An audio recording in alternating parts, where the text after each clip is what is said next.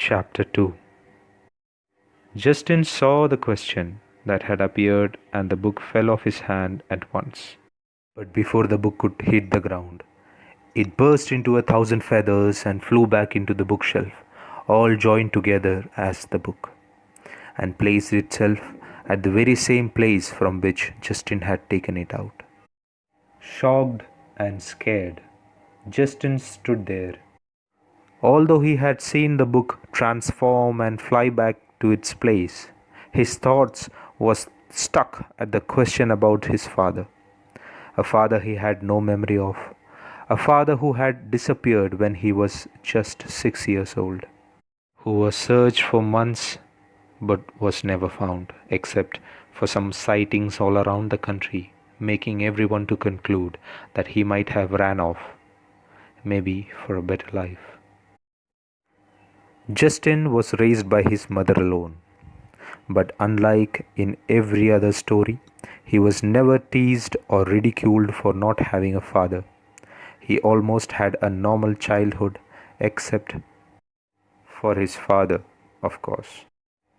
But this one question had brought back to him all the thoughts he had ever had about his father. He never hated him, as he had no memory with him to remember or miss him. But all that said, he did used to sometimes think about him and where or why he would have left.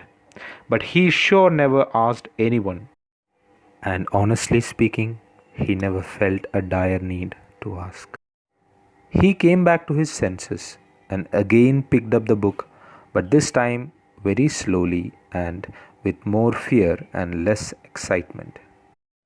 He opened the book, and to his surprise, the page was again completely blank, with no sign of any word to even had ever been there.